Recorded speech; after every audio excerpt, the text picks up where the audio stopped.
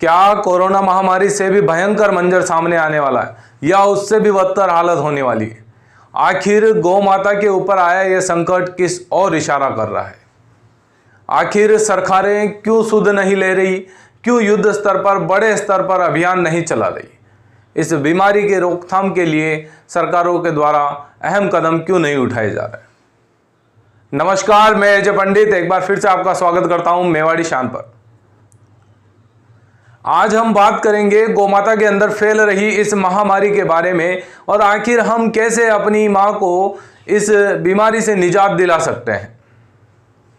सबसे पहले जानेंगे लंपी स्किन डिसीज क्या है, किस प्रकार से इसका संक्रमण होता है, क्या इसके लक्षण है, क्या जो है लंपी स्किन डिसीज से संक्रमित गौमाता का दूध सेवन करने से मनुष्य को कोई नुकसान हो सकता है या नहीं। इन सारी भ्रांतियों पर आज बात करेंगे। सबसे पहले बात करते हैं लंपी स्किन डिजीज क्या है, ये लंपी बीमारी आखिर है क्या। तो दोस्तों बात करें, लंपी बीमारी जो है एक प्रकार का वायरस है और वायरल जैसा है। ये पशुधन में गायों और भैंसों में मुख्यतः हमें देखने को मिलता है। बात करें हमारे भारतवर्ष में सबसे पहले कब ये हमें देखने को मिला, तो 2019 में इसको जो है पहली बार देखा गया था बंगाल में। अफ्रीका में इस बीमारी की शुरुआत हुई थी और भारत में इसने 2019 में दस्तक दिए थे। 2021 के आते आते भारत के आधे से ज़्यादा राज्यों में इसका विस्तार हो चुका था। तो आखिर क्यों इस बीमारी को सरकारों ने गंभीरता से नहीं लिया जब इसने 2019 में ही दस्तक दे दिया था। अब बात करें कि हमारी गौमाता या फिर कोई भी पशुधन इस लंपी बीमारी से पीड़ित है या नहीं, इसे हमें कैसे पता करना है। जब इस लंपी बीमारी का वायरस किसी गौमाता या किसी पशुधन में देखने को मिलता है तो उसकी स्किन पर आपको छोटी छोटी गांठें दिखेगी। ये छोटी छोटी गांठें उसकी शुरुआती है और जैसे जैसे ये गांठें बड़ी होगी, ये कहाँ पर हमें देखने को मिलेगी? सिर के पास, गर्दन पर, जन्नांगों के पास और नीचे के सरफेस पे, जहाँ पर गाय भैंसे बैठती है वहाँ पर मिट्टी वगैरह लगी रहती है, तो वहाँ पर हमें ये देखने को मिल जाती है। जब ये गिठानें बड़ी होती है, बड़ी होने के बाद ये फूट जाती है, फूटने से घाव हो जाते हैं और उन घावों की वजह से गौमाता की मृत्यु हो जाती है। ये लंपी नाम की बीमारी मुख्यतः गौमाताओं पर प्रकोप दिखा रही है और हम कैसे पता करें कि हमारी गौमाता इस लंपी बीमारी से ग्रसित है या नहीं है, या फिर उसको ये लंपी बीमारी होने वाली है। इसके कुछ लक्षण हैं, आप सभी को इन लक्षणों को ध्यान में रखना है। यदि आपकी गौमाता खाना कम कर दे, दूध कम हो जाए, उसके मुंह से लार गिरना शुरू हो जाए, उसके शरीर पर आपको छोटी छोटी गिठानें दिखे, तो ये सारे लक्षण किसके हैं? लंपी बीमारी के। इस लंपी बीमारी में गौ माता को बुखार आता है और उस बुखार के चलते वो तेज तपती है, जिस कारण से उसका खाना पीना सब कुछ कम हो जाता है। जैसे ही खाना पीना कम करती है गौ माता, उसकी रोग प्रतिरोधक क्षमता पर असर पड़ता है और ये बीमारी अपना पैर पसारना शुरू कर देती है।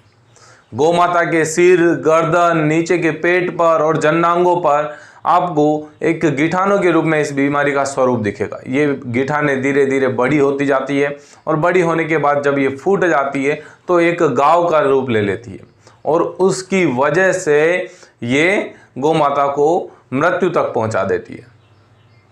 हमारे पूरे भारत में लगभग आधे से ज़्यादा राज्यों में ये लंपी नामक बीमारी फैल चुकी है और बड़े स्तर पर बात करें, हमारे राजस्थान, पंजाब, हरियाणा, गुजरात, महाराष्ट्र, यहाँ पर भी लंपी बीमारी का भारी प्रकोप है।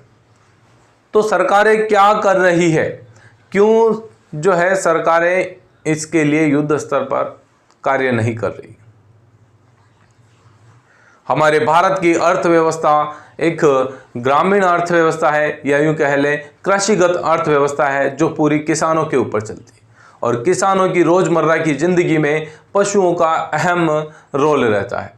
अब बात करते हैं कि लंपी बीमारी से ग्रसित किसी गौवंश या किसी पशुधन का यदि दुग्ध सेवन करें तो क्या यह बीमारी हमारे अंदर भी आ सकती है?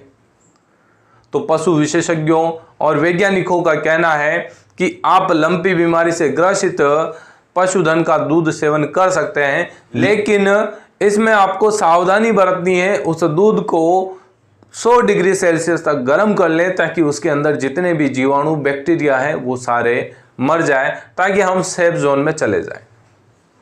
इस लंपी बीमारी को बढ़ने से रोकने के लिए हमें क्या उपाय करने चाहिए? मान लीजिए हमारे गांव में पशुधन है, 500 या 1000 पशु हैं, उसमें से 2 या 3 पशुओं में यदि हमें ये बीमारी देखने को मिल रही है तो उन 2 या 3 पशुओं को हम उन 500 या 1000 पशुओं से अलग रखें। आखिर बात करें ये बीमारी फैलती कैसे है, तो ध्यान रखना, मच्छर, मक्खियाँ, चीचड़े जो होते हैं और गंदगी के कारण ये बीमारी ज़्यादा घर करती है। तो हमें क्या करना है? प्रिकॉशन के तौर पर हमें पशुधन को साफ रखना है, मतलब उसको नहलाएं करें, और जहाँ पर आप पशुधन बांधते हैं, जहाँ पर उनको रखते हैं, उस एरिया को भी साफ रखें। गंदगी हमें नहीं रखनी है, विशेष तौर पर इस बात का ध्यान रखना है। मान लीजिए लंपी बीमारी से ग्रसित किसी पशुधन की मृत्यु हो जाती है, तो हमें क्या करना चाहिए? पशुधन का जो शव है उसे सही तरीके से डिस्पोज करना है।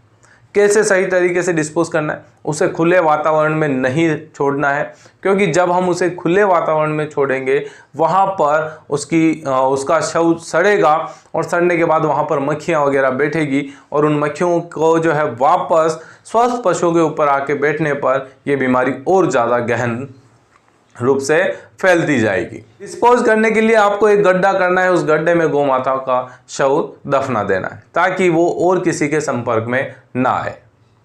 अब बात करें हम अपने स्तर पर इसके रोकथाम के लिए क्या कर सकते हैं, तो सबसे पहले जहां पशुओं को हम बांधते हैं वहां पर हमें पूरा एरिया जो है साफ सुथरा रखना है, गंदगी नहीं रखनी।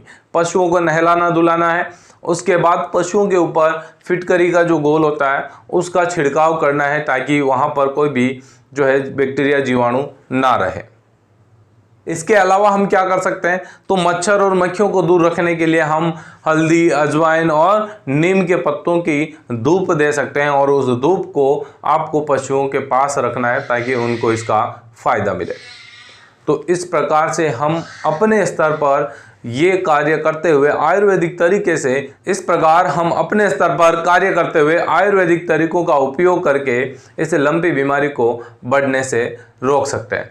मित्रों, आप सभी से उम्मीद करूंगा कि आप सरकारों के भरोसे नहीं बैठेंगे। ये सरकारें आएगी, जब वोट मांगने का समय आएगा उस समय आप इन्हें जरूर बताइएगा कि उस समय आप कहाँ थे। जय अकलिंग जी की जय गौ माता।